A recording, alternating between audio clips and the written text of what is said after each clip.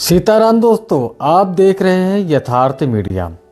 अयोध्या में 500 साल के बाद भव्य राम मंदिर बनकर तैयार हो रहा है। 22 जनवरी को राम मंदिर का प्राण प्रतिष्ठा कार्यक्रम होने जा रहा है। देश की सबसे पुरानी पार्टी कांग्रेस अयोध्या नहीं जाने वाली है, यानी कांग्रेस ने निमंत्रण को अस्वीकार कर दिया है।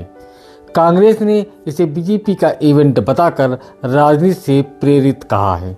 कांग्रेस ने बाकायदा एक रिपोर्ट जारी करके कहा है कि अयोध्या में राम मंदिर के उद्घाटन समारोह को बीजेपी आरएसएस ने पॉलिटिकल इवेंट बना दिया है। चुनाव की सियासी लाभ के लिए आधे अधूरे मंदिर का उद्घाटन किया जा रहा है, जो सिर्फ चुनावी लाभ के लिए किया जा रहा है। अधूरे मंदिर को लेकर भी एक शंकराचार्य है, उन्होंने एक संदेश भी दिया है, आप सुनिए। चारों शंकराचार्य वहां पर नहीं जा रहे हैं। कारण क्या है, क्यों नहीं जा रहे हैं? किसी राग द्वेष के कारण नहीं, बल्कि शंकराचार्यों का ये दायित्व है कि वो शास्त्र विधि का पालन करें और करवाएं। अब वहां पर शास्त्र विधि की उपेक्षा हो रही है। सबसे पहली उपेक्षा क्या है कि मंदिर अभी पूरा बना नहीं और प्रतिष्ठा की जा रही है। कोई ऐसी परिस्थिति नहीं है कि अपने को अचानक कर देना पड़े। ये हमको कहना ही पड़ेगा पूछे जाने पर कि ये ठीक नहीं है। अब यही हम कह रहे हैं तो हमको कहा जा रहा है कि ये लोग तो विरोधी हैं, एंटी मोदी हैं। इसमें एंटी मोदी की क्या बात है? हम एंटी मोदी नहीं है, लेकिन हम एंटी धर्मशास्त्र भी नहीं होना चाहते। धर्मशास्त्र के अकॉर्डिंग ही हम स्वयं चलना चाहेंगे और अपनी जनता को भी चलाना चाहेंगे, क्योंकि हमको धर्मशास्त्र से पुण्य पाप का बोध होता है।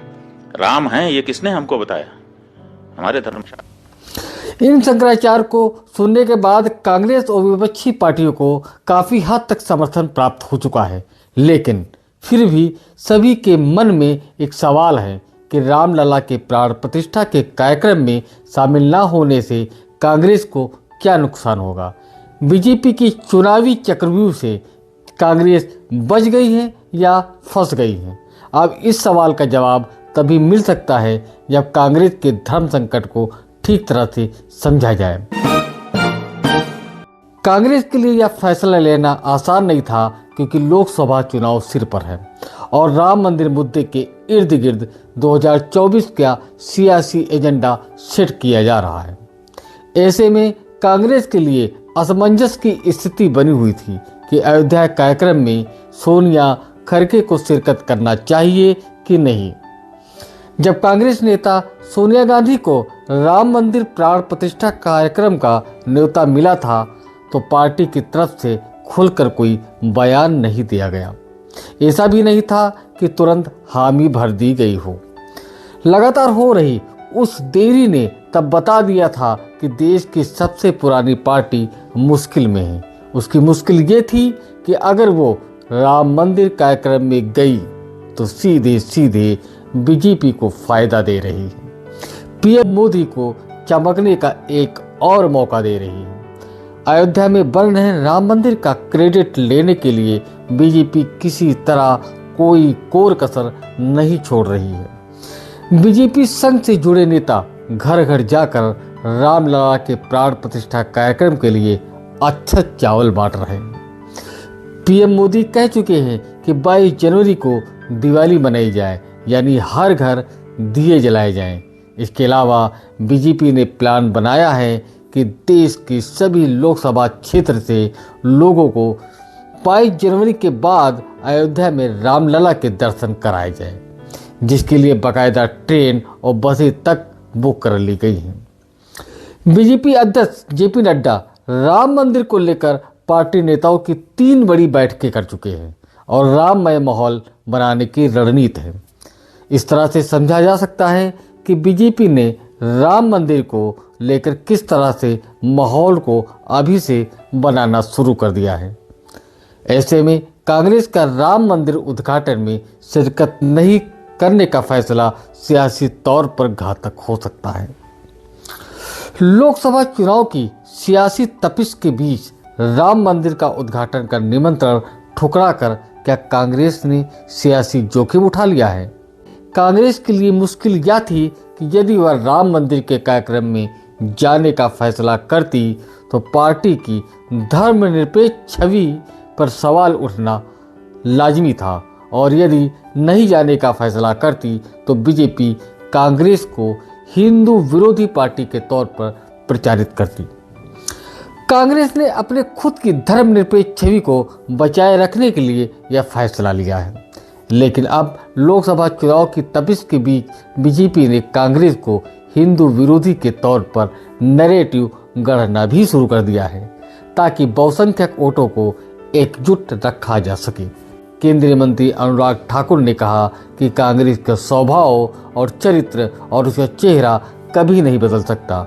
ये वही कांग्रेस है जिसने शपथ पत्र देकर श्री राम को काल्पनिक बताया था। साथ ही केंद्रीय मंत्री स्मृति ईरानी ने कहा कि प्रभु राम विरोधी कांग्रेस का चेहरा देश के सामने आ गया है। केंद्रीय मंत्री हरदीप सिंह पुरी ने कहा कि कांग्रेस को इस पर पछतावा होगा और वही कांग्रेस की ओर से यह सवाल उठाया कि बीजेपी राम मंदिर का फायदा उठाना चाहती है। अब बीजेपी के कई नेता यह पूछ रहे हैं कांग्रेस ना जाकर कौन सा फायदा उठाना चाहती है।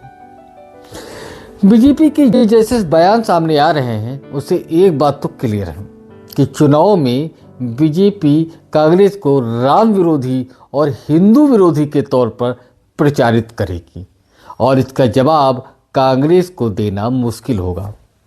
कांग्रेस पहले से अपने दामन पर लगे हिंदू विरोधी और मुस्लिम परस्ती का दाग अभी तक धो नहीं पाई है।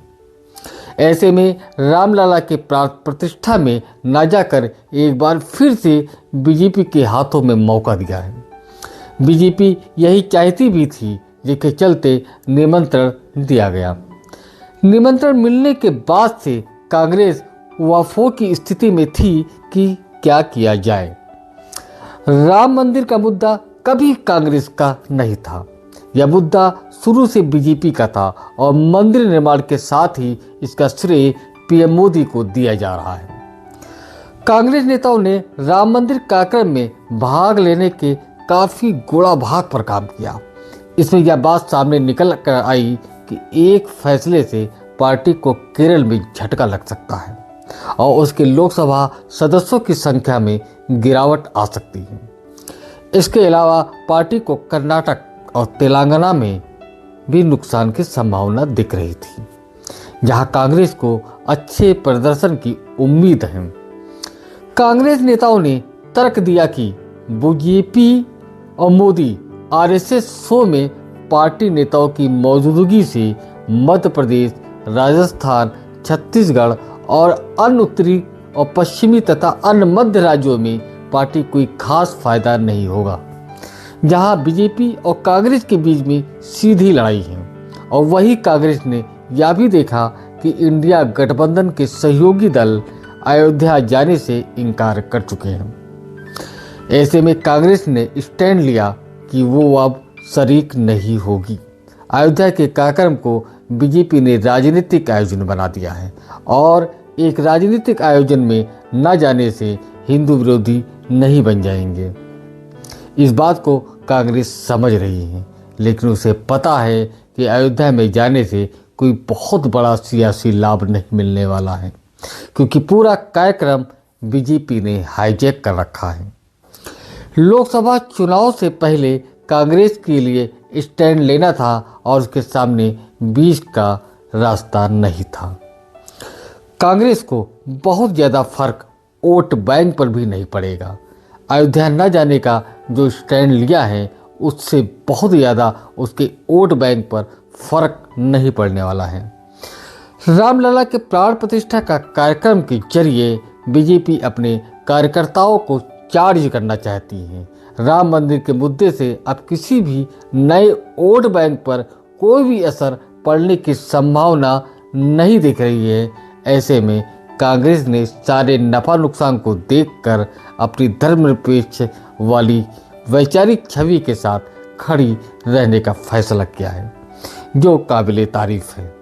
ये बात जरूर है कि बीजेपी इसे लेकर कांग्रेस को हिंदू विरोधी के रूप में प्रचारित करने का काम करेगी, लेकिन यह बहुत पुराना मुद्दा हो चुका है।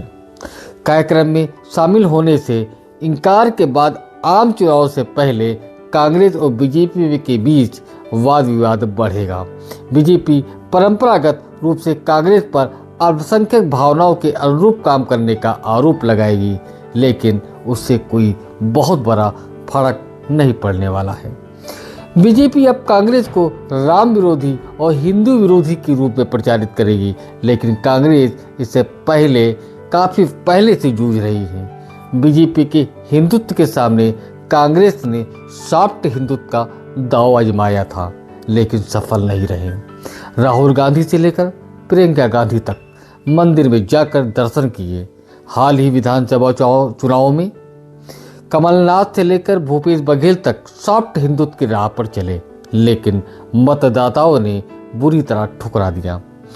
कांग्रेस इस बात को समझ गई है कि बीजेपी के हिंदुत्व के जवाब में उसके पिच पर उतरने से काम नहीं चलेगा, बल्कि अपना खुद का नया एजेंडा सेट करना होगा, जिसके चलते कांग्रेस ने यह फैसला लिया है। 2024 के चुनाव में यह पता चलेगा कि कांग्रेस को अयोध्या न जाने का फैसला सियासी तौर पर मुफीद साबित होता या फिर सियासी नुकसान बनेगा। नमस्कार।